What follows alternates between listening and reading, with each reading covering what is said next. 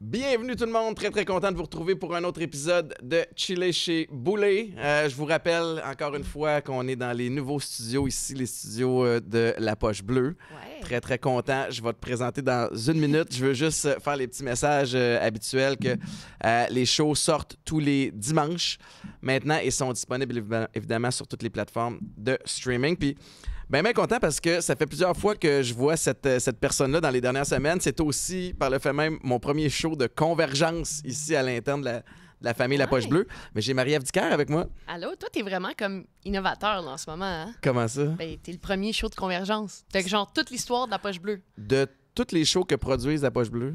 Ben, à moins que je sois pas au courant. T'as pas reçu ni Max, ni Guillaume? Non, ils ont jamais voulu. Ils ont pas voulu? Ils ont jamais voulu. D'après moi, on allait trop deep, là. Il y avait peur de venir dans le ring avec nous autres. Non, ils n'ont jamais voulu. Puis après ça, on n'a pas reçu les gars du snack. OK. Puis moi, depuis que je fais La Poche Bleue puis Les Dangereux, je suis jamais allée à La Poche Bleue. Comme il essaie de ben, c'est correct, c'est noble aussi dans le sens de vouloir élaborer tout ça de façon individuelle. Je veux rappeler pour les gens qui ne comprennent pas trop de quoi qu'on parle en termes de convergence, c'est que tu as ton podcast avec Cynthia Gauthier qui s'appelle Les Dangereuses, qui sort tous les lundis, si je me trompe pas. Oui, exact. Lundi 19h. Puis vous parlez de quoi? Bien, en fait, nous, ce qu'on veut faire dans la vie, là, c'est donner le goût aux gens d'oser. Puis on reçoit des gens avec des parcours atypiques. D'ailleurs, toi, tu es venu aux Dangereuses. Et on reçoit des gens avec des parcours atypiques, puis on focus un peu sur le cheminement qu'ils ont eu. Parce que la réalité, c'est que souvent, on voit des gens qui ont du succès, on voit des gens qui réussissent, puis on voit la pointe de l'iceberg. C'est comme si ils étaient nés comme ça, puis ça avait toujours super bien été. Puis ce qu'on se rend compte en recevant les invités, c'est que le chemin est rempli d'embûches. Ouais. C'est des gens qui ont persévéré, c'est des gens qui n'ont jamais lâché, qui ont cru en eux. Puis nous, ce qu'on se dit, c'est en partageant ces histoires-là, peut-être que ça va donner le goût aux gens d'oser, puis de prendre des moyens pour changer les choses qu'ils aiment peut-être un petit peu moins. Mais tu as raison, parce que nos jeunes particulièrement, mais les gens en général, on est bombardé de photos, d'histoires de succès. Puis premièrement, le succès, c'est relatif à ce qui t'allume toi. C'est le succès des projets qui lèvent, c'est le succès financier. Ça va loin, mais on a l'impression que c'est facile, que ça arrive vite. Puis on est dans une période où, à travers les réseaux sociaux, le star system est après changé. Donc, tu as des superstars, quelqu'un qui s'en va à Occupation Double, qui va sortir d'ici. Puis en même temps, de perdurer dans le temps, ça devient difficile. Mais tu as raison qu'on voit juste la pointe de l'iceberg. On voit pas toutes les déceptions, les fois où on a douté, où on s'est fait dire non, puis on a persévéré. Tu sais, dans ton cas, en boxe, je serais curieux de savoir à quel point tu as eu des embûches avant de devenir la Marie-Ève Dicker que tout le monde connaît, la championne du monde. J'ai juste eu 2 défaites. Dans toute ta carrière, mais... En boxe professionnelle, oui, j'ai eu juste 2 défaites. Oui, mais avant de t'en aller là... Mais même en boxe professionnelle, on voit... Souvent, on voit le résultat. C'est ça, parce que, tu sais, on voit le résultat, puis t'es comme, Marie va gagner son combat, facile. Ouais. Mais non, parce que dans le gym, il y a des blessures, il y a des reports, il y a des matins où tu te lèves, là, puis t'es pas sharp. Il y a des matins où ça va pas bien. Il y a des entraînements où mes entraîneurs ont décidé qu'ils arrêtaient l'entraînement parce que cette journée-là, je recevais trop de coups. Hey, te dire à quel point j'étais frustrée dans ce temps-là. Le son d'humilité, là, tu sais. Le son d'humilité, puis des fois, c'est même pas des boxeurs qui sont de si haut niveau que ça, mais la réalité, c'est que comme tout le monde, il y a des jours où c'est pas ta journée.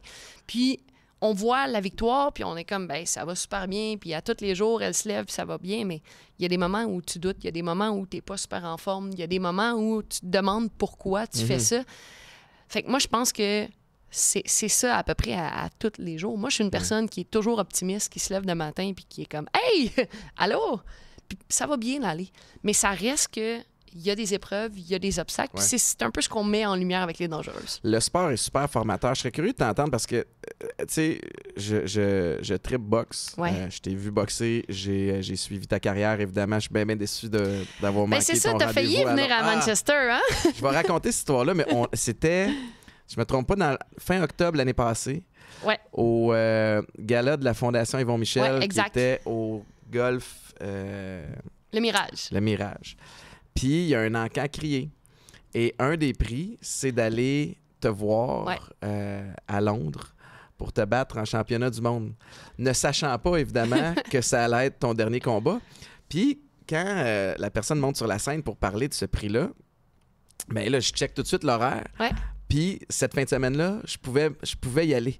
Puis je me suis mis à bider sur le prix. Puis finalement, t'es venu me voir à m'amener en me disant c'est quoi tu m'as dit? Non, mais c'est parce qu'à un moment donné, parce que les prix ont super gros monté. Oui, là. ça a monté Puis très... je savais, le monsieur qui achetait le package, il en avait déjà acheté des packages. Je savais que... Il allait pas lâcher. Il allait pas lâcher. Fait que là, j'étais comme... Je suis allée le voir, puis j'ai comme, hey, Étienne, si tu veux, on a un lot de billets, là. Oui, puis finalement, c'est ce monsieur-là qui l'a gagné. Il est venu, lui, à Manchester, ce monsieur-là. Ben là, c'est ça. Puis là, finalement, à travers le train-train quotidien. Puis je me souviens, je textais Maïka aussi parce que Maïka t'aime bien. Vous avez fait un événement caritatif ensemble. Mon coach de soccer. Ta coach de soccer. Ouais. Déjà, juste dire ça en soi, ça clash. Fait que Maïka était super down aussi pour y aller. Puis finalement, on n'est pas allé. Puis je le regrette aujourd'hui parce que, il y a quelques semaines, tu as annoncé ta retraite du sport professionnel. J'ai 10 000 questions pour toi. Je veux juste revenir à Marie-Ève, la boxeuse. Quand on vous voit sur le ring, vous devez déborder de confiance. Ouais. Ça va frôler le cockiness, puis t'as pas le choix parce que c'est le edge que ça te prend pour ne pas hésiter sur le ring, pour être capable d'encaisser puis de continuer de foncer. Mais y a-tu des fois dans ce processus-là où, dans ton training, dans ton camp d'entraînement, où tu te dis, il y a des chances que je me fasse vraiment mal? Est-ce que tu doutes? Est-ce que tu as peur un peu des fois? Bien, en fait, si j'avais pas peur, c'est là où ça deviendrait dangereux parce que justement, puis je parle pas de peur comme je suis frigorifiée, mais juste le fait de dire comme attention, c'est dangereux. Mm-hmm. Donc, tu sais, déborde pas de confiance parce que ça, c'est quelque chose que j'ai fait aussi beaucoup dans ma carrière. Puis on a travaillé ce concept-là avec mon psychologue sportif tout le temps, là, de tomber dans la complaisance parce que moi, quand ça va trop bien, ben il n'y en a pas de problème. Je vais les baisser, mes mains, puis je vais les recevoir, tes coups. Puis ça, mes entraîneurs venaient hors d'eux, là. Mais ça reste que ça prend cette peur-là. Puis en même temps, il y a des moments où tu te dis hey, je serai jamais prête. Puis ça aussi, c'est des choses qu'on a travaillé avec mon psychologue sportif, de faire confiance au processus, trust the process. Parce que quand tu commences ton camp d'entraînement, là, puis là, les rounds, là, il me semble que c'est interminable. Là. Puis là, tu fais comme 4 rounds de sparring, puis t'es mort, là. T'es brûlé, puis là, tu te dis, hey, comment je vais faire 10 rounds dans 2 mois? Bien, dans 2 mois, ça sera dans 2 mois. Ouais, de trust the process, ça, c'est quelque chose qu'on a travaillé beaucoup. Puis la confiance, bien, préparation optimale, confiance optimale. Quand je monte dans le ring, je sais qu'il n'y a rien de plus que j'aurais pu faire. Ouais. Ma préparation a été optimale, donc je peux juste apprécier le moment puis faire confiance. Ta confiance en toi vient de la préparation, mais c'est un peu la même chose au foot aussi. Pour moi, à l'époque, tu sais, j'affrontais des joueurs plus gros qui avaient qui arrivaient d'une meilleure école, avec un meilleur background. Mais... Ah, puis sont-tu tellement meilleurs les autres, hein? L'école est tellement meilleure. Ben oui. C'est ça, eux autres, c'est une manufacture à joueurs de foot. Puis là, finalement, tu te rends compte que c'est des humains qui saignent comme toi puis qui se cassent des os comme toi. Mais moi aussi, mon edge, c'est de me dire, la personne qui est devant moi, elle n'a pas sacrifié ce que j'ai sacrifié. Elle ne s'est pas préparée comme ça. Puis même si, à la limite, elle l'a fait, moi, ça me donne la confiance dont j'ai besoin, le petit edge pour performer. Il y a un dicton au foot, puis je ne sais pas si c'est la même chose en boxe, mais au foot, à chaque saison, il y a une seule journée où tu es à 100%, puis c'est à la première journée du camp d'entraînement. Ah ouais? Assurément, il faut que tu te mettes en tête que à chaque autre pratique après, à chaque game, tu vas traîner un petit bobo. Il y a quelque chose qui va te gosser. C'est-tu la même chose en boxe? Quand tu montes sur le ring, là, tu t'étais cassé la main il y a quelques semaines au camp d'entraînement, mais t'es là. Y a-tu de quoi dans ce genre-là? Je pense qu'il n'y a pas un combat de ma carrière que j'ai fait sans un petit bobo, un petit quelque chose. Mon dernier combat, par exemple, c'était une des fois où on avait réussi à me préserver le plus pendant le camp d'entraînement, mais la réalité, c'est que pour te préparer à ça, ben, tu te mets en danger. Là. On en fait des séances d'entraînement, on en fait des séances de sparring. Donc, forcément, il y a quelque chose. Mais la réalité, c'est un peu ça. Puis c'est ce qui fait les grands athlètes, c'est peu importe les circonstances, ils sont capables de performer à leur maximum. Donc, tu sais, il y a des soirs, là, je me rappelle, mon combat de championnat du monde, là, j'avais pas vraiment dormi la nuit parce qu'on était à Québec, je boxais au centre Vidéotron, puis on était à l'hôtel Le Bonne Entente, puis c'était la période des parties de Noël. Fait que, hey, moi, j'étais comme dans la suite Urbania, juste au-dessus de la salle de party de Noël. Wow. Ouais. Finalement. Toi, t'as ton combat de championnat du monde le lendemain. Puis là, je me rappelle, là, mes coachs capotaient. C'était Vodzik, un des Ukrainiens. Eux, ils avaient trouvé un autre hôtel à part. Fait qu'une Vodzik, en plein milieu de la nuit, ils étaient partis trouver un autre hôtel. C'était vraiment, là, c'était très bruyant. Finalement, j'avais changé de chambre avec Jeff Gaudreau. Ben oui. Lui, il était au 3e. Puis il était comme, ben, va dans ma chambre. Fait qu'on avait changé de chambre. Puis là, il est comme 2 heures du matin. Puis là, t'es comme, hey, je boxe demain, il faut que je m'endorme. Puis je me dis, je vais allumer la télé pour me changer les idées. Puis là, je tombe, TVA Sport, c'est supposé être un film. Puis finalement, c'est une émission spéciale vous rappelant le gros gala de boxe qui aura lieu demain. Pas moyen de t'en tirer. Hey, non, je m'en sortais pas. Mais la réalité, c'est que le travail est fait, tu sais. Ouais. Puis c'est ça, c'est que peu importe les circonstances, ben, il faut que tu sois prête à performer. Là. C'est drôle parce que c'est vraiment, en termes de... Puis évidemment, au football, c'est un sport d'équipe, c'est une autre game, mais qui pleuve, qui neige, qui grêle, tu te présentes et tu pratiques. Exact. T'sais, le terrain, puis il y a un meme qui avait circulé où tu vois un terrain de football qui est complètement inondé, puis tu vois juste le bout des poteaux début, puis ça dit « Yes, we're still having practice ». Mais c'est vrai, c'est une joke, puis en même temps, c'est vrai, ce qui fait en sorte que moi, aujourd'hui, dans ma vie de tous les jours, que ce soit en communication, dans les affaires, peu importe ce que je fais, même si tu te sens off une journée, you show up. C'est ça. Puis tu la fais quand même. Si tu attends que tout soit parfait, mais tu feras pas grand-chose. Tu vas attendre toute ta vie. Puis tu sais, après ça, moi, j'ai souvent dit, tu sais, show up. Puis justement, ces mauvaises journées-là vont te faire apprécier encore plus les bonnes journées. C'est souvent dans les mauvaises journées qu'on va progresser le plus que quand t'es on. Parce que les mauvaises, ils te challengent à la fois physiquement et psychologiquement. Tu sais, comme s'entraîner quand ça te tente pas, mais de le faire, victoire. Parce que là, ton esprit a gagné sur ton corps, tu sais. Yes. Fait que ça, c'est un edge aussi. Moi, j'ai joué au football. On ne joue pas à la boxe. Il y a des gros dangers.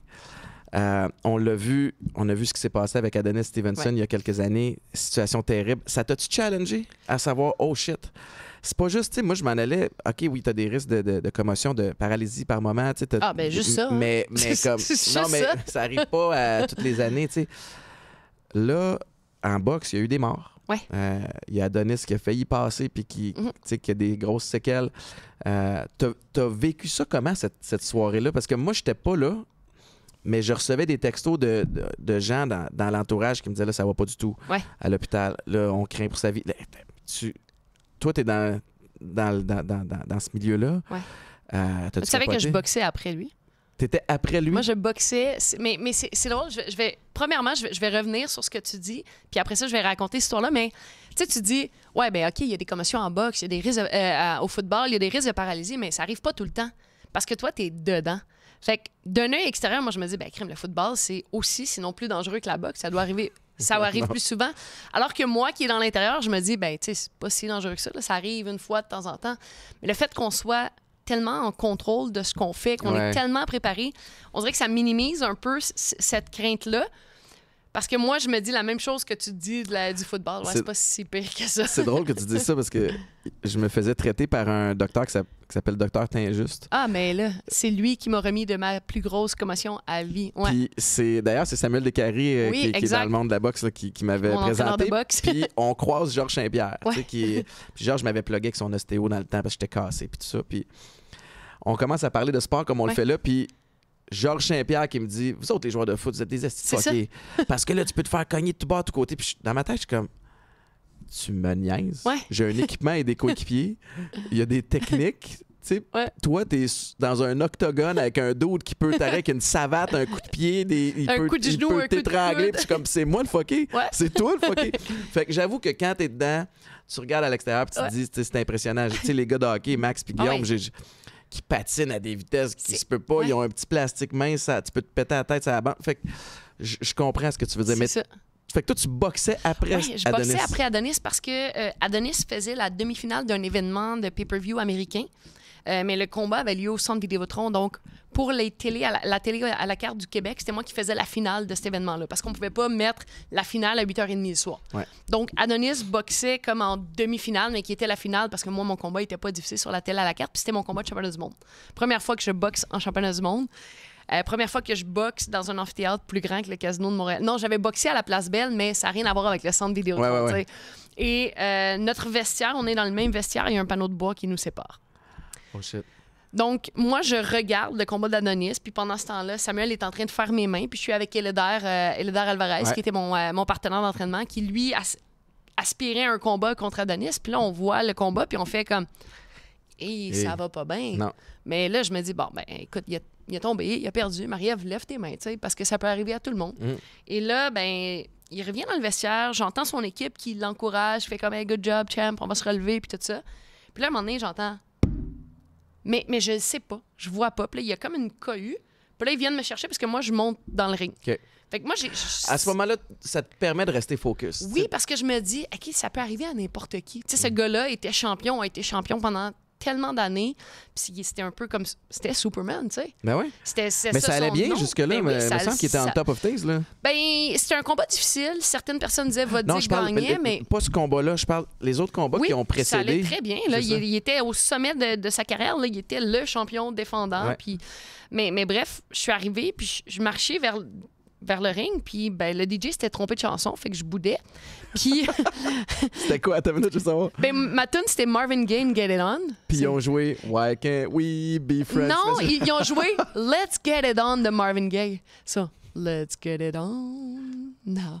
Mais c'était mon alarme le matin, fait que j'étais comme, OK, c'est mon alarme, je connais ça, cette tune-là, ça peut passer, mais c'était pas ma tune. Puis là, mon coach, il m'a dit, c'est pas un nest de tune qui va te faire gagner, marche. Ouais. Puis là, comme je marchais dans un centre Vidéotron et c'était silence total. C'était mort, c'était silencieux. Puis là, je suis comme, OK, mais moi, je commence mon combat, les 3 premiers rounds, ça va pas bien. Puis là, je suis comme, hey, tu me pèteras pas mon party. Fait que finalement, je réussis à gagner ce combat-là. Je deviens la première championne du monde de l'histoire. Ouais. Puis là, c'est le party dans le ring. On arrive en conférence de presse, puis là, il y a un journaliste qui pose la question sur Adonis et je fais, quoi? Et là, ensuite de ça, ben, on attendait pour popper le champagne à l'hôtel, puis on a reçu un appel de Yvon avec mon attaché de presse. Il dit, ben, ils viennent d'être déclarés cliniquement morts. Est-ce qu'on émet un communiqué de presse? Holy shit. Ouais. C'est ça. Fait que, tu sais, à ce moment-là, c'était comme, OK, mais je peux pas fêter. Je Mais peux non. pas.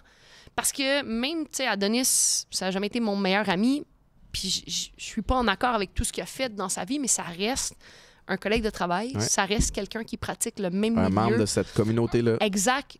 Fait que le moment où j'ai pu savourer ma victoire de championnat du monde, ça a été 6 mois plus tard, quand j'ai revu Adonis au Grand Prix de Montréal, puis qui m'a fait « Hey Marie-Ève, félicitations, good job. Wow. » Je suis arrivée chez nous, j'ai ouvert une bouteille de champagne. Là, puis je peux me le permettre. Ouais, là, je peux me le permettre.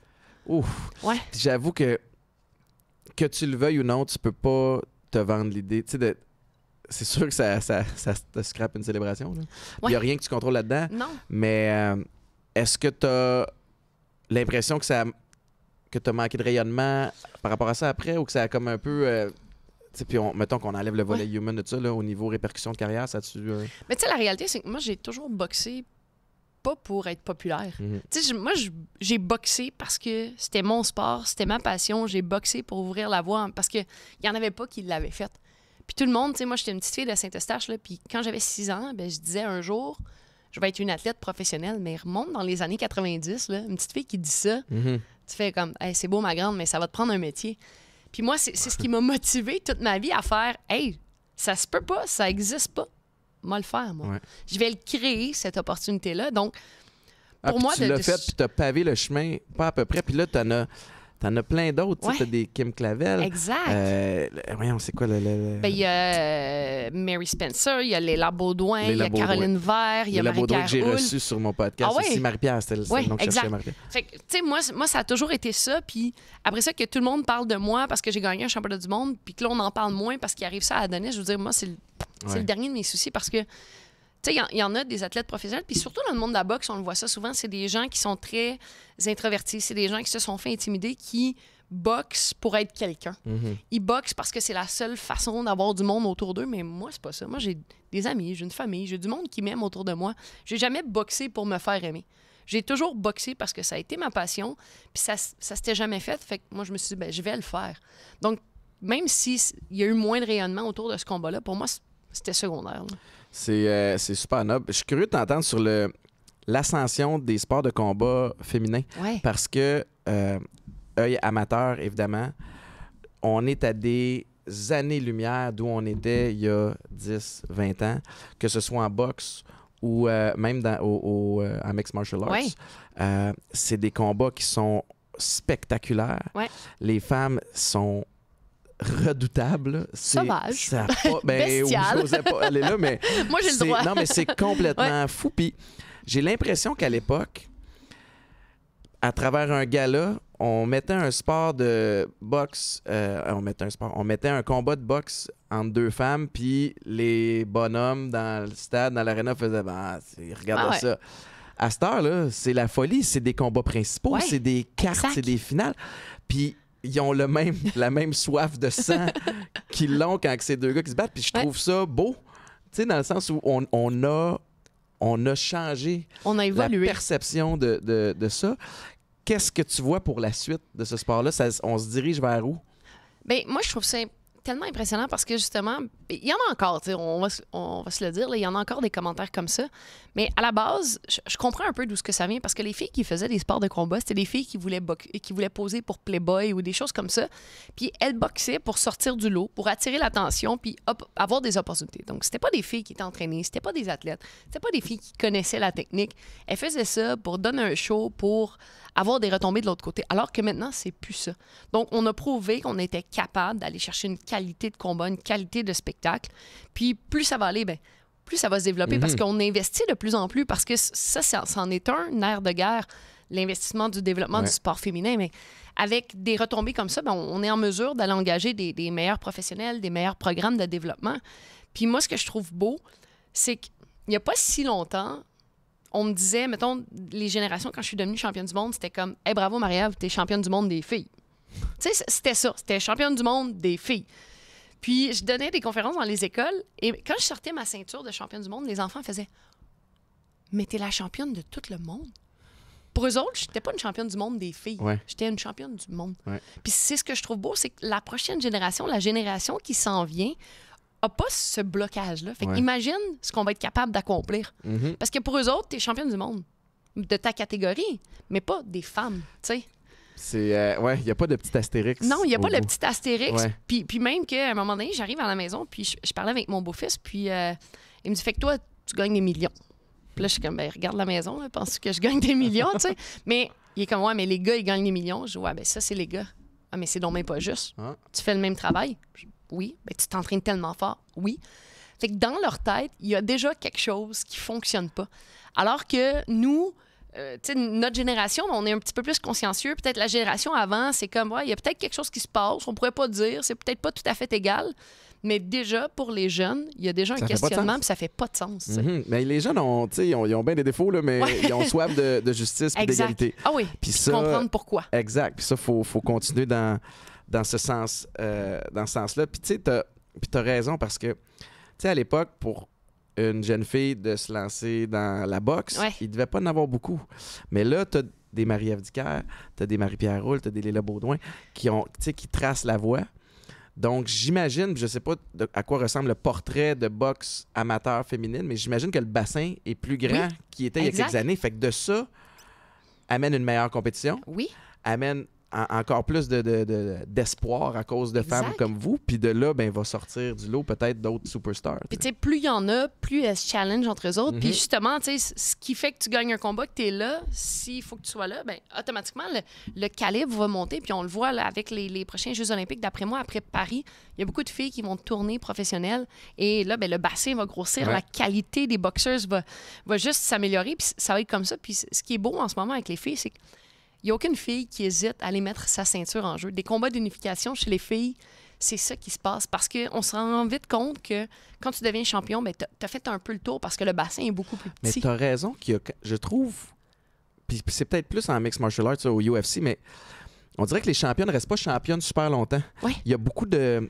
Peut-être parce qu'ils osent prendre plus de risques. Oui, exact. Parce que on est consciente que tu veux pas rester dans ta zone de confort, tu peux pas rester dans le siège du conducteur sur le pilote automatique. Tu peux rouler à la division sans arrêt s'il n'y a jamais de nouvelles prétendantes qui arrivent. Donc, en combat d'unification, puis c'est ce que j'ai fait avec Shield, c'est ce que j'ai fait avec Jonas, j'aurais pu rester, puis c'est ce que Kim a fait à son dernier combat, ben on y va en ligne, puis on bête, puis c'est ce qui fait que ça nous force à nous dépasser, parce que, ben des fois, on frappe un mur, puis ben il faut se revirer de bord, puis il faut recommencer, puis il faut revenir...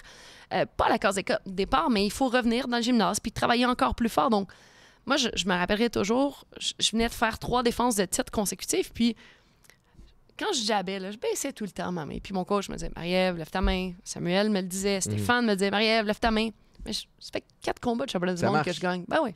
Ouais, je vais lever ma main. Mais quand je suis arrivée contre Shields, là, puis la première droite qu'elle m'a placée sur justement ma main qui était basse, j'ai fait... Ah, c'est pour ça. OK. OK. Fait que, veux pas, ça fait augmenter le calibre. Là. Ouais. D'aller affronter les meilleurs, ben, t'as pas le choix de lever ton jeu d'un cran. Là. C'est quoi Y a-tu une fois qui te revient en tête où. J'aime ça poser cette question-là. Je l'avais posée dans un autre contexte à Wally il y a quelques semaines, qui est tireur d'élite. Mais y a-tu un moment dans ta carrière, en situation de combat, dont tu es le plus fier, où tu es peut-être allé puiser loin, puis peut-être pas quelque chose qui se remarque, quelque chose que toi puis ton équipe a pu remarquer, mais y a-tu un moment comme ça qui te revient? Bien, c'est quand je boxais pour la ceinture en ABF, donc j'étais en combat de championnat nord-américain. Pour faire une histoire courte, à ce moment-là, ma mère avait été diagnostiquée avec un cancer. Puis mes entraîneurs voulaient canceller le combat parce qu'ils savaient, moi je suis enfant unique, je suis seule avec ma mère, donc ils savaient que j'allais être impliquée avec ma mère, avec les traitements, avec le voyagement, que autant physiquement que émotionnellement, ça allait être une période drainante. Puis moi, j'ai dit aux gars, je dis, « Hey, les boys, je peux pas faire ça à ma mère parce que toute sa vie, ma mère s'est battue pour me donner le meilleur, pour me permettre d'atteindre mes rêves. Je peux pas lui dire, dans mon premier combat de championnat, « Hey, man, je vais mettre ça sur pause puis je vais m'occuper de toi. » Je peux pas faire ça à ma mère. Donc, je dis, ben moi, je vais faire ce combat-là, je vais me battre, puis je vais lui montrer que quand on se bat, on va gagner. Wow. Puis le camp d'entraînement s'est quand même bien passé, mais à 4 jours du combat, on a un changement d'adversaire. Je devais affronter une fille de 6-2, j'affronte une fille de 5-4. Ouais. J'imagine que c'est mieux que l'inverse. D'être pratiqué. Oui et non. C'est mieux. Peu importe, ça demande une adaptation. Ouais. Je sais pas parce que... T'as sparé avec des grands ou des grandes, puis là, c'est un autre game. Là. Exact. Fait que le combat commence, puis tu sais, je suis pas là mentalement. Là. Moi, je suis en mode robot. Moi, je gagne ce combat-là, puis je monte à ma mère qu'on gagne, tu sais. Puis là, ça marche pas, mon affaire. Puis je me fais pincer, puis c'est vraiment super chaud comme combat. Puis à un moment donné, je me rappelle, je lance un coup, je me fais pincer avec la droite. Là, mes coachs, Marie, attention. Puis je refais la même chose, puis je me refais pincer 3 fois de suite. Puis là, j'arrive dans le coin, puis ils sont comme, c'est ça. Let's go. Ça va bien. Puis là, je suis comme, ah non, là, je suis dans le trouble. Mais je sens que leur message... Qu'ils ont comme accepté que... Ben, je sens que leur message, c'est OK, une mauvaise soirée au bureau, là, mais on est là avec toi, là, puis on va juste sortir grandi de ça. Puis à un moment donné, ben, avec les distances, c'est faussé, donc je reçois un coup de tête, je suis fendue, j'ai du sang qui me coule dans le visage, puis je souffle pour voir. Puis là, je me dis dans ma tête, je dis, hey, ce que je suis en train de vivre là, c'est même pas le 10e de ce que ma mère ressent avec ses traitements. C'est pas vrai que je vais abandonner. Puis j'ai juste mordu dans mon mouthpiece, puis je suis allée puiser au fond de moi pour remporter ce combat-là. J'ai gagné une décision partagée, le 96-95. Ouais, c'était vraiment le... Écoute... Ça, c'est le... Ouais, c'est ça, quand les juges, des fois, ça dépend de sa journée à lui aussi. Là, ben aussi, tu sais, ça pouvait aller d'un bord comme de l'autre. Avoir été à l'extérieur, peut-être que j'aurais perdu ce combat-là. On était ici au Québec, donc des fois, tu sais, des fois, ça joue avec la foule et tout ça, mais c'était le combat le plus serré. C'est le combat dans lequel j'ai pas pu faire aucun ajustement parce que mentalement, j'étais pas là. J'étais fendue, je voyais plus rien. Et là, tout ce que j'ai gardé en tête, c'est je peux pas abandonner pour ma mère. Puis finalement, j'ai gagné ce combat-là, puis ma mère est en rémission de son cancer, mais à ce jour, ça a été un moment marquant de ma carrière pour l'événement en soi, de dire que ben on a réussi toutes les deux. Puis ensuite de ça, ben j'ai commencé à travailler avec un psychologue sportif parce que j'ai compris que c'était pas juste physiquement le sport, tu sais. Fait qu'il y a des choses qui sont découlées, il y a des apprentissages qui ont été faits, puis la fois d'après, quand j'ai été fendue, j'ai fait « Ah non, encore. » Tu sais, je sais c'est quoi. Tu fais been there. Been there, done that. J'ai déjà passé à travers, je suis capable encore. Exact. C'est beau ce que tu dis. Puis des fois, même moi, là, ça fait 10 ans que je joue plus, puis je deviens un peu plus sportif de salon. Puis tu regardes une game, tu regardes une performance, tu fais « Ben ouais, alors. » Mais oui, on est des machines, mais il y a tout un volet human en arrière aussi où t'as une famille, t'as des enfants, t'as des proches qui vivent des choses, qui vont t'affecter aussi. Fait que c'est une dynamique que peu de gens comprennent. Puis la beauté du sport, c'est que pendant une couple d'heures, tu peux bloquer, faire abstraction de tout ça pour justement te concentrer puis te sentir libre dans cette espèce de setting-là. Je fais ma petite plug à Popeyes. On a des capsules Popeyes à aller voir. Je sais que tu t'entraînes et que tu prends des suppléments. Oui. Il y en a peut-être d'autres qui sont intéressés. On va voir ça. OK. Probiotiques, où êtes-vous? Où êtes-vous les probiotiques? Ah, les voilà! Probiotiques, super bon pour la santé digestive, super bon pour la santé en général. Très, très pratique quand vous partez en voyage, vous boostez de ça. Moi, je les achète évidemment chez Popeyes et c'est ceux à 60 milliards.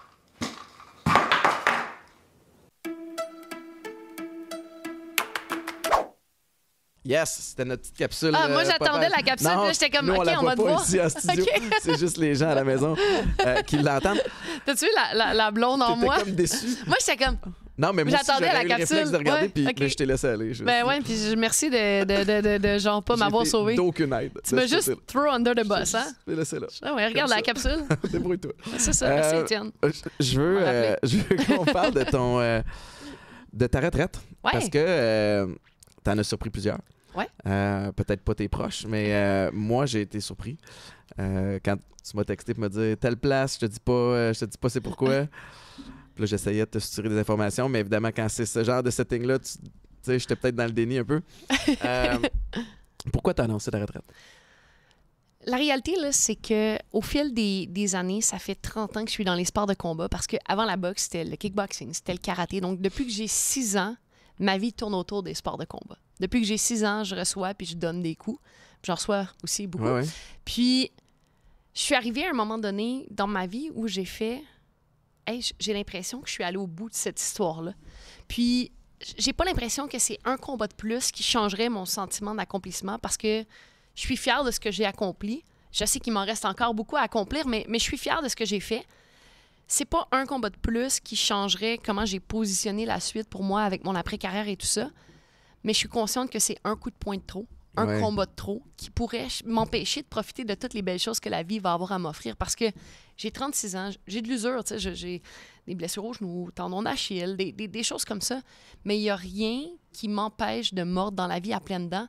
Puis c'est comme si je me disais, je pense que j'ai assez donné au sport de combat. Maintenant, c'est le temps de me concentrer à autre chose puis d'aller explorer des nouvelles passions parce que il y a tellement de choses que j'ai pas pu faire parce que j'étais tellement all-in. Puis en même temps, je regrette rien. Si c'était à refaire, je referais exactement le même parcours.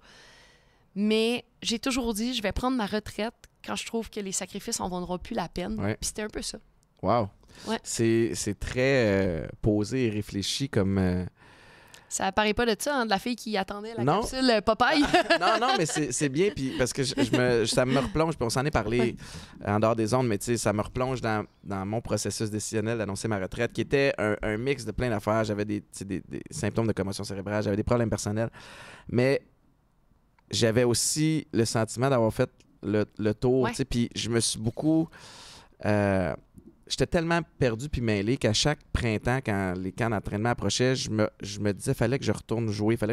Puis à un moment donné, tu penses à ça de façon logique et non émotive. Ouais. Parce que l'émotion embarque puis tu te dis je suis bon là-dedans. Je suis bon, là. Je sais comment faire ça. Puis je suis bien. Mais il y avait une question de timing où tu sais, j'avais des opportunités en télé, dans les médias. Puis je me suis posé la même question que toi à me dire j'avais Vancouver qui m'avait offert un contrat après Toronto puis Vancouver, leur situation avec leur safety ferait en sorte que je pourrais rentrer puis sparker ma carrière. Puis à un moment donné, tu te dis, mais pour faire quoi? Ouais. J'ai 3 Coupes Grey. Je repars avec une 4e. Ça serait extraordinaire. Des honneurs individuels, cool. Mais à quel risque? Oui, exact. Est-ce que le risque vaut la chandelle? Fait que même si je me blesse pas, parce qu'il y a des risques de blessure, puis que là, je sois légume à tabarnouche, ou je me blesse pas, mais le train a passé des opportunités qu'on avait pour toi. T'en as plein de belles opportunités de ton côté. T'as fait l'animation sur le show du matin à C'est quoi? Show du retour. Show du retour. Ouais, show du retour. Encore plus le fun. J'en sais quelque chose à week-end. J'en doute même pas. Est-ce que c'est quelque chose que tu voudrais continuer de faire? Ben, c'est un peu vers ça que je me dirige. Parce que, tu sais, la réalité, c'est que moi, je boxais parce que j'avais le goût d'inspirer les gens à oser dans la vie. Puis c'est ce que je fais avec les dangereuses, puis c'est ce que je fais avec la communication. C'est ce que je faisais avec mon école de karaté. C'est que j'ai l'impression que ma mission, mon but ultime reste le même, mais avant, c'était par le karaté avec l'enseignement. Après ça a été la boxe.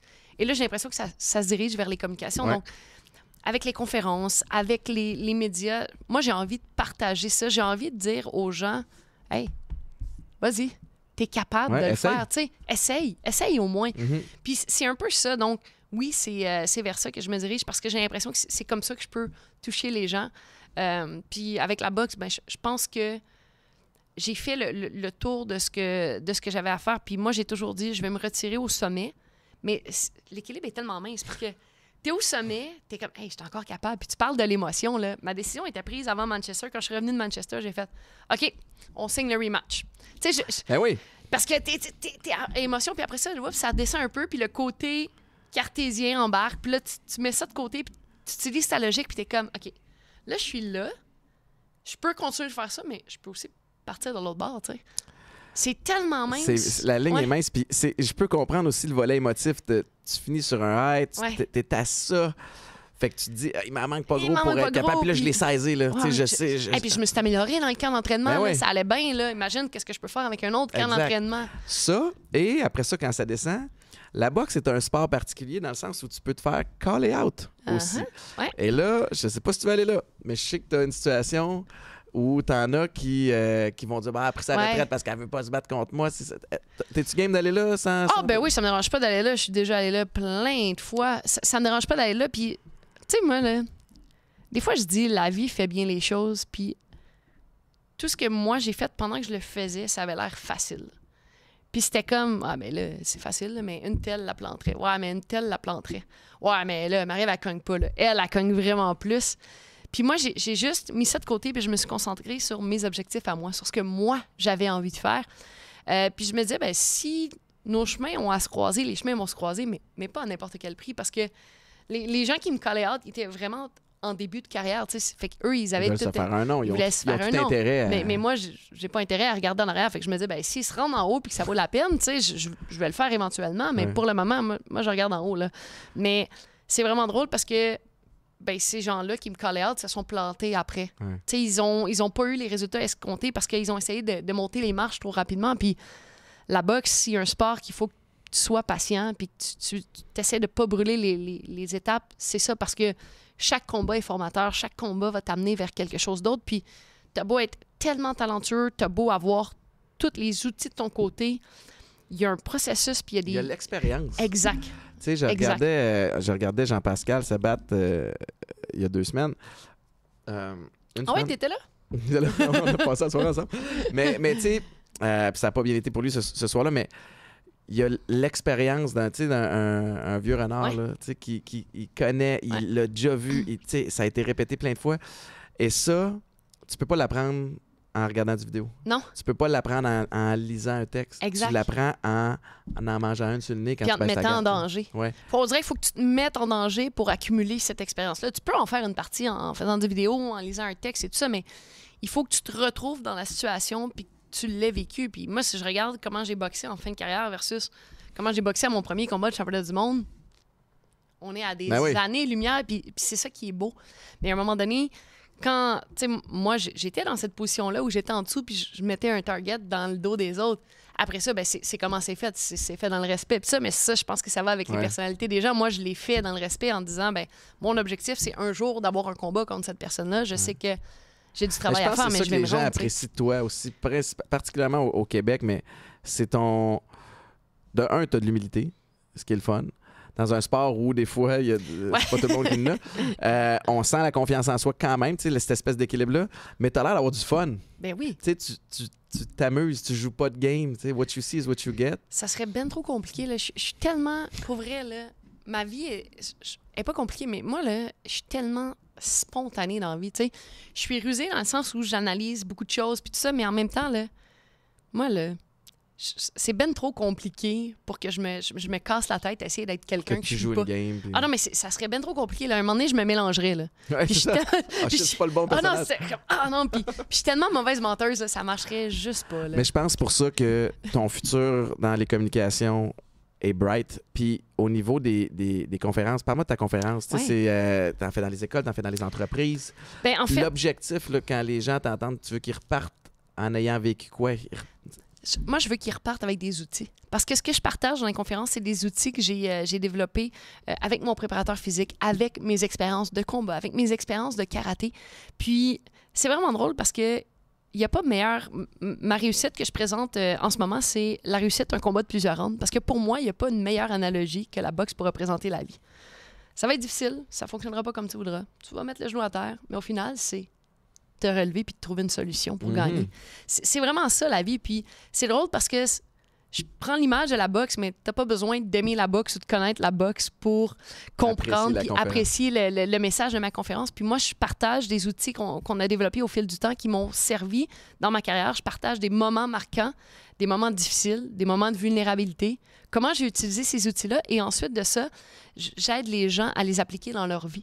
Parce que je rencontre des gens de tous les milieux. J'ai rencontré des gastro-entérologues, j'ai rencontré des conseillers financiers. Mais au final...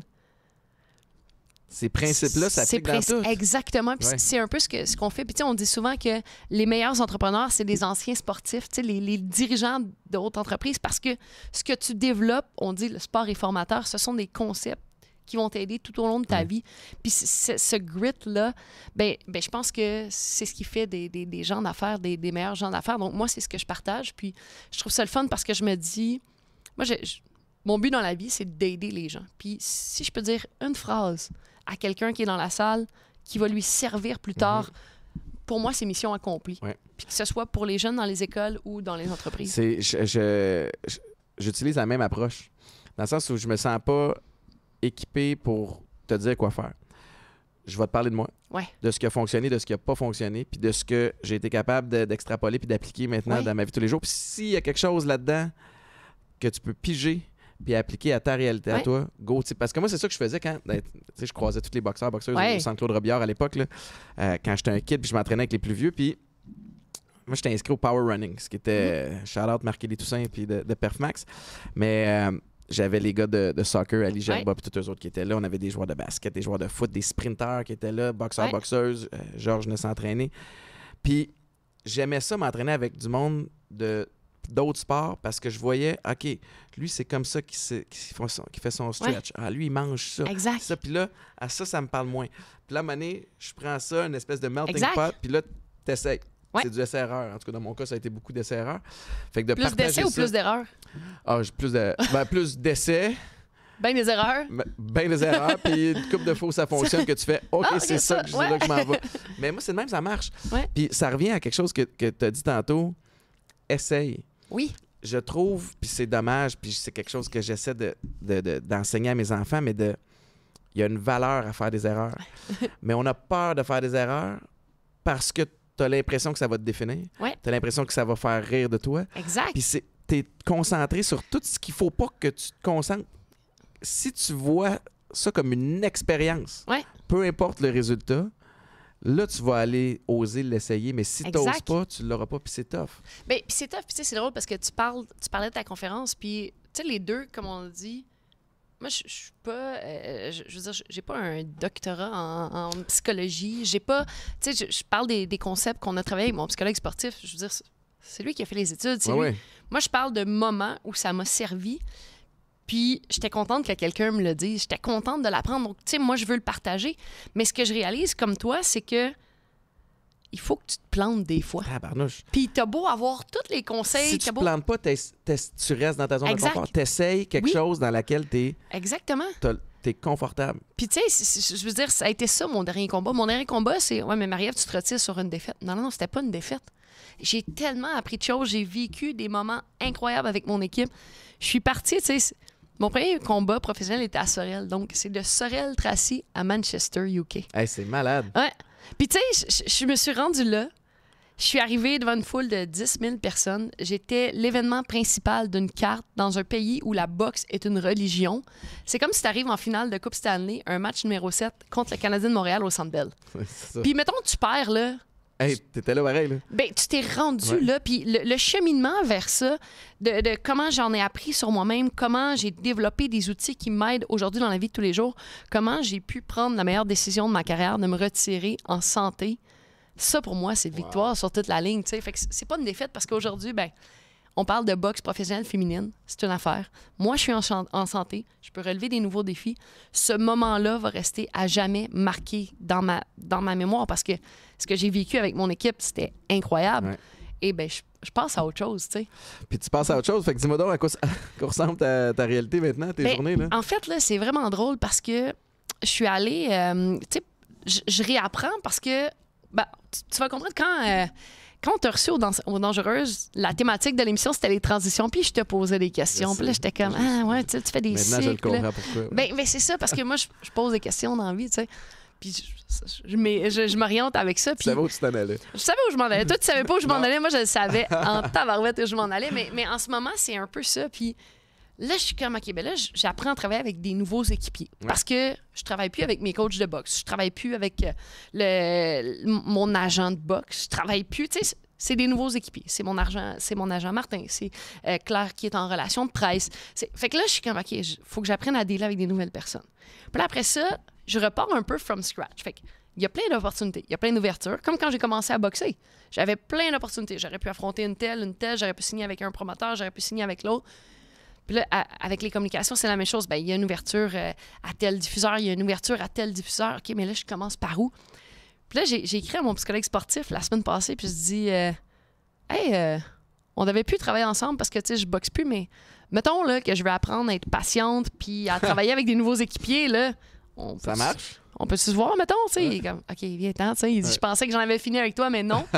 Puis là, on est en train de parler, puis je fais comme, il me parle. Puis là, à un moment donné, je fais comme, oh, time out. Je vais reprendre mon petit calepin, puis je vais revenir à notre séance numéro 1, là. Puis c'est exactement ça que je revis. Fait que là, je suis au moment où je suis complètement dehors de ma zone de confort. Mm-hmm. J'ai des options, peut-être trop. Par où je commence, je sais pas. Je me mets à analyser, puis là, je suis comme, mais là, je sais. Puis là, à un moment donné, tu te sens que tu es tellement éparpillé, tu te sens pas comme, Ouais. Fait que là, en ce moment, là, je suis comme, attends une minute, je vais relire mon petit livret, puis tout ce que j'ai appris au fil des années, je vais l'appliquer.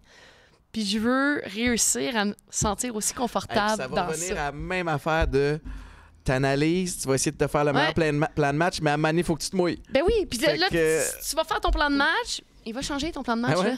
S'il y en a un plan de match, mais si j'ai appris une chose avec la boxe, c'est que ton plan de match, il faut qu'il soit malléable parce que sinon, tu vas te barrer des ouvertures parce que, tu sais, non, c'est là que je m'en vais. Ouais, mais ça se peut qu'il y ait quelque chose de bien plus beau qui arrive. Fonce, analyse, ajuste aux besoins. Exact. C'est aussi simple que ça, mais faut que tu commences par l'essayer à un moment donné. Mais c'est la beauté de la vie, c'est que ce que tu as appris puis que tu penses que tu maîtrises... Aussitôt que tu penses que tu le maîtrises, la vie va te remettre dans une situation qui va faire comme, est-ce que tu le maîtrises tant que ça? C'est pour ça qu'il y a une valeur à se rappeler nos fondations. Des fois, à relire des livres qui t'ont marqué parce que tu vas piger quelque chose de plus. Mais tu sais, c'était tellement drôle parce que moi, dans ma tête, c'était comme, non, mais tu sais, I got this, là. Tout le petit livre, je relisais plus. Puis avant mes combats... En plus, je fais des conférences. Ben, c'est ça. Moi, c'était exactement ça. J'étais comme, non seulement je le sais, mais je le maîtrise assez pour le partager. Puis là, j'étais comme... Attends une minute, là. Mais ça a été là, comme une réalité qui m'a frappée. Puis c'est un peu la raison pour laquelle j'ai décidé de faire ce choix-là. Parce que avec le karaté, c'était ça, à un moment donné, tu deviens dans une zone de confort. Tu es en contrôle de pas mal d'affaires. Puis moi, j'ai besoin de me challenger. J'ai besoin de me remettre dans une position où, Colin, je suis pas bien. Puis des comme j'en ai fait, là, je veux dire, avec les Dangereuses, avec la radio, avec la poche bleue. Mais là... ça devient ma job à temps plein. Alors qu'avant, je faisais ça on the side parce que j'aimais faire ça. Puis là, je suis comme, OK, là, je fais ça à temps plein. Fait qu'il faudrait que je le fasse comme vraiment sérieusement. Puis ça revient à ce que tu disais, tu sais. Moi, je suis moi. C'est ça. Fait que même si je le fais sérieusement, ça va finir que je vais prendre ça avec, pas de naïveté, mais avec candeur. Les gens vont t'engager, toi, pour l'attrait que tu as puis ce que tu amènes. Puis je m'identifie beaucoup à ça. Mais moi, je m'identifie beaucoup à ton parcours aussi. Mais tu sais, dans le sens où, tu sais, j'anime le show du retour à week-end, puis je le dis souvent, là, ils m'ont pas appelé parce que je suis capable de bien te présenter une toune, puis que là, je vais être tight là, sur mes timings, et tout ça. Non, ça va être un petit peu plus palmette. Mais ça s'apprend en cours de route. C'est la vibe, c'est la façon de communiquer. Puis il y a quelque chose dans les communications qui est de plus en plus rafraîchissant, c'est qu'on est de moins en moins obligé de suivre une espèce d'étiquette précise de ce qui était depuis toujours parce que c'est le même qu'on faisait des affaires. Fait que tu sais, toi, tu as cette liberté-là. On sent les bonnes intentions aussi. Puis il y a quelque chose en communication qui ne ment pas, c'est que les gens de toute façon, ont accès à tellement de vidéos et d'audio, ils sont capables de sentir la bullshit. Oui, c'est vrai. Fait que le sensor de bullshit est affûté. Fait que ça prend du monde qui sont real, qui vont dire des affaires, qui vont se tromper. Ouais. puis qui vont dire « Hey, I fucked up, je m'excuse, j'ai fait une erreur, je voulais le dire demain. » Fait que ça va te permettre de vraiment continuer à faire ta place, puis je m'inquiète pas pantoute pour toi. Je veux, parce que tu me l'as compté, mais je veux que tu me parles de ta façon de t'entraîner maintenant, parce que tu gardes la forme encore. Écoute, moi, là... Mon copain, c'est mon ancien préparateur physique. Et quand on a fait l'annonce de retraite, Radio-Canada a monté un beau documentaire, un beau podium sur moi. Puis à un moment donné, il y a une vidéo, il y a mon chum qui est comme « OK, Marie-Ève, t'es plus une athlète maintenant. T'as pas besoin de venir au gym à tous les jours. Tu peux profiter de la vie. » Puis moi, je suis comme « Non, mais tu comprends pas, là. » Les gens me disent « Ouais, tu dois t'entraîner moins fort. » Non, tu comprends pas, je m'entraîne plus fort. Puis je fais ce qui me tente. Oui, puis tu sais, mettons... Avant, là, quand on était en préparation d'un combat, j'avais 2 entraînements par jour. Puis moi, l'affaire que j'avais plus de difficulté, c'était de me reposer pour optimiser mes entraînements. Puis c'était surtout de voir qu'il fallait que je sois en forme la journée du combat, puis pas le mercredi de la première semaine du camp d'entraînement. Fait que moi, j'y allais all-in sur ce mercredi-là. Puis là, mes coachs étaient comme, non, on va slacker, puis tout ça. Mais là, il n'y a plus personne qui me slack. Fait que moi, là, si je veux courir là, mon 5 km là, en dessous de 4,45, je vais te le courir, mon 5 km en dessous de 4,45. Puis après ça, je vais aller en faire de la musique. Je vais sûrement finir par me blesser. Puis je vais sûrement finir par la prendre. Je voulais pas aller là, mais en ce moment, là, sache que je suis libre. T'as 36, go ahead. J'ai 40. En transition de carrière, j'ai commencé le CrossFit. C'est extraordinaire le CrossFit. Ouais. Mais moi aussi, pour de vrai, là, je pense que ça fait 1 an ou 2 que je suis capable de m'entraîner puis d'accepter que mes trainings sont plus mollo qu'avant. Ouais, hein? Ça t'a pris combien d'années? 7. Tu vois, moi, je suis super compétitif. Je vais essayer de le rentrer en 6. Mais c'est parce que le volet, avoir besoin de pousser, restait là. Puis à un moment donné, tu fais ça. Puis là, tu te fais mal au dos. Là, tu te fais mal au genou. Fait que là, à un moment donné, tu réalises que, OK, comme je laisse ça aux autres. Mais moi, je suis pas encore là. Toi, t'es une autre sorte de bébête. Non, mais moi, je suis encore dans la phase que je vis ma liberté à fond. Là. En ce moment, là, j'ai comme 18 ans. Je suis partie de chez mes parents. Je mange du craft dinner, puis je me réveille en prenant des Jello shots. Pas besoin de faire la vaisselle. Ouais, puis j'ai pas besoin de faire la vaisselle. En ce moment, c'est ce que je vis. Là. Je vis ma parfaite liberté. C'est une période extraordinaire. Profites-en bien. Je veux finir en te pluguant. Gang, sans joke, allez écouter Marie-Ève donner une conférence. Vous allez capoter. Engagez-la pour votre entreprise. Engagez-la pour votre école où on te rejoint. Écoute, tu m'as tellement pris au dépourvu, là, j'étais comme « Ah, c'est dommage gentil! » J'avais quasiment le goût de sortir un petit... Martin Cloutier? Oui, Martin Cloutier. Martin Cloutier. Son numéro, Martin? J'ai son numéro, c'est sûr, mais... Ouais, ben vas-y. Je donne-tu à Martin? C'est-tu drôle si je fais ça? Je sais pas, hein? Mais Martin Cloutier, pour tout ce qui est communication, tout ce qui est conférence, je pas son numéro, mais Martin Cloutier, agent Martin Cloutier. Exactement. Puis donne-les pas, mais écoute, t'aurais pu donner son courriel, mais sinon... Je l'ai pas, c'est pour ça que je l'aurais fait. C'est ça. Il y a Dominique Ladouceur et Unisson pour les conférences corporatives et tout ça. Que je connais bien aussi. Oui. Puis sinon, on peut te rejoindre évidemment, via les réseaux sociaux. Oui, via les réseaux sociaux, courriel, toutes les informations sont là. Mon numéro de téléphone ne devrait pas être là. Je sais que tu l'as. Non, je te ferai pas ça, inquiète pas. Ben, c'est parce que moi, je me dis que ça joue dans les 2 bords, là. Parce que j'ai le tien aussi. Je vais pas là. Non, changer de numéro, ça serait chiant. Marie-Ève, t'es tellement fine. Merci beaucoup. Ultra dynamique. Je te souhaite tout le succès du monde. Ultra dynamique, t'as vu ce qui se passait en dessous de la table? Ça bougeait beaucoup. Ouais, hein? Ça bougeait beaucoup. Mais j'étais un peu pareil. J'invite les gens à te suivre. T'as pas de site web? Non, ben là, c'est ça. Là. Ça fait partie des choses sur lesquelles... besoin d'un site web, c'est ça? Ben, j'ai des réseaux sociaux. Après ça, un site web, ben, je pense que, mettons, là, pour des conférences, des trucs comme ça, je pense que ça peut valoir la peine. Pas fou. On note ça, ouais. Fait que t'en as besoin d'un. Fait qu'un site web, c'est bon. Ouais, mais pourquoi c'est bon, Marc? Ouais, pourquoi c'est bon? Parce que c'est bon. Okay, parce que tout le monde fait ça. Mais c'est parce qu'en même temps, mais aussi, j'imagine que si on veut... Ça rassemble l'ensemble de tes projets. Ça. Exact. Puis tu sais, ça montre un petit peu tout le travail qui est fait parce que sinon, c'est un peu éparpillé. Puis honnêtement, je suis pas aussi sharp que toi sur mes réseaux sociaux. Fait que... J'ai Marc qui m'aide. Ah ouais, hein? Fait que, tu cherches d'autres gens à aider, mettons? Marie-Ève, merci infiniment. Les Dangereuses, tous les lundis avec Cynthia Gauthier, ici, produit dans le Studio Ford. Studio Ford, La Poche Bleue aussi. De La Poche Bleue. Ben, en fait, il y a La Poche Bleue aussi à tous les mercredis où je fais dans le coin bleu. C'est le segment... Ah, c'est ça que tu disais tantôt. J'ai dit oui, mais je comprenais pas. Ah, ben oui, c'est le segment où il y a du contenu dans le show de La Poche Bleue. C'est le 10 minutes de contenu. C'est moi qui le fais. Max, Guillaume, ça s'appelle se faire caller out. Puis je suis dans son équipe. Oui, c'est ça. Il y a ça aussi. Puis il y a d'autres projets qui s'en viennent pour bientôt qu'on a vraiment hâte d'annoncer. Yes. Merci infiniment. Bon succès. Merci tout le monde d'avoir écouté. C'était Marie-Ève Dicard. Je vous rappelle que les épisodes sont disponibles tous les dimanches sur toutes les plateformes de streaming. Ciao, bye!